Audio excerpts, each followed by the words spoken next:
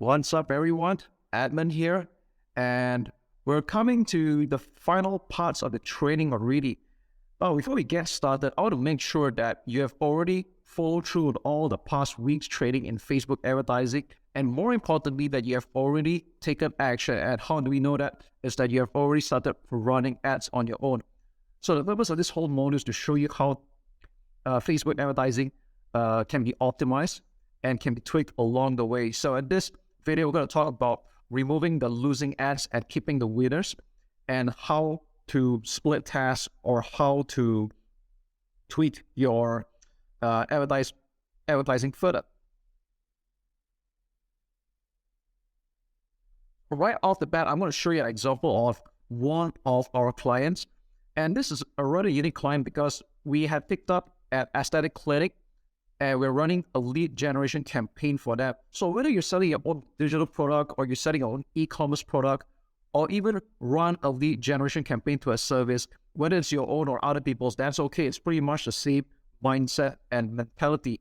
And I think this just goes to show how versatile Facebook advertising can be.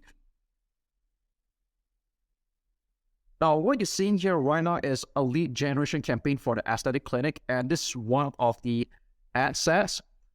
And you'll see here, this is ran for pretty much half the month actually.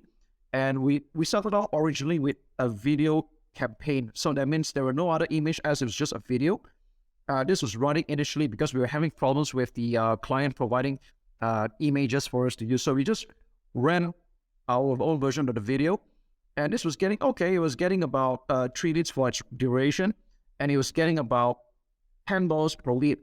Now, this could have been better, even though it's still profitable, because this Aesthetic Clinic is clearly selling a high-ticket service where their clients would eventually enroll into a yearly package or a semi-annual package. That's okay. We know that they're going to make money, but of course, we were not satisfied with the results. We wanted it to be better.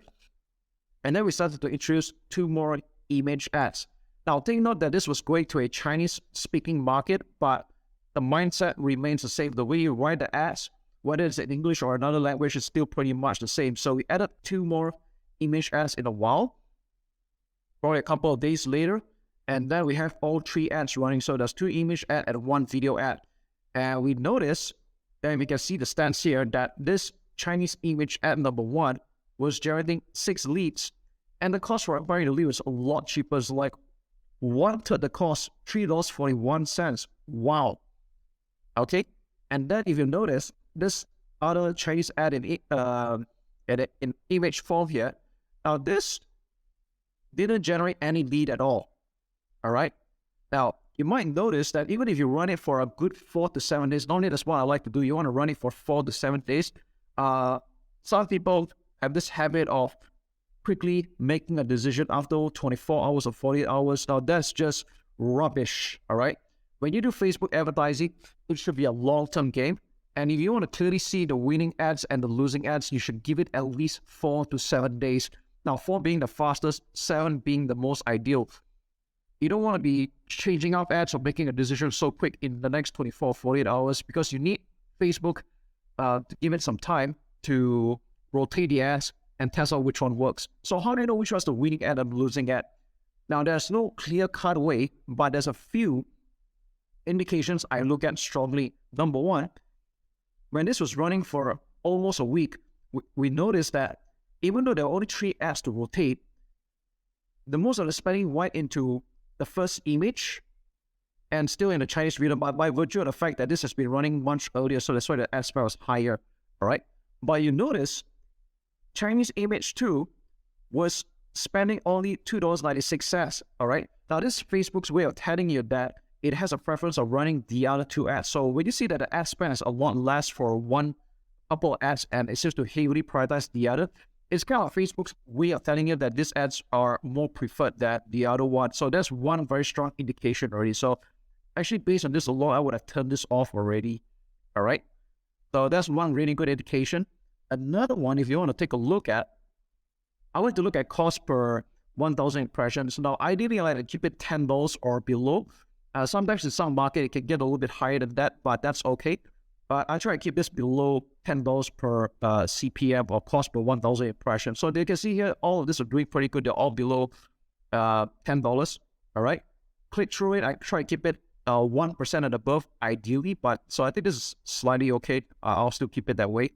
And if you notice, image ad 1 and video ad 1, they were getting the more clicks. Now you see why the video has more clicks, because like I said, this ran earlier, but if they ran about the same time, then I think it would be pretty much a draw. Okay. Now if you notice that there were less clicks for image 2, so again, another reason why I turned this off.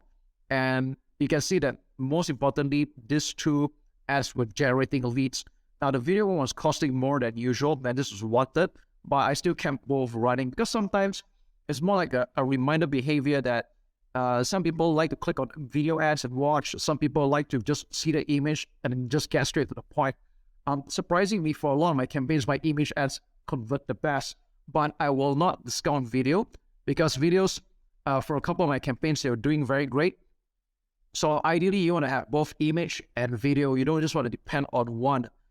All right. So this is one of just some of the ways you can actually test out and see which was the losing ad, and then you turn it off. Okay, I don't recommend deleting it, because I like you to have a record of what's going on. So don't delete this kind of ads, just turn it off. All right.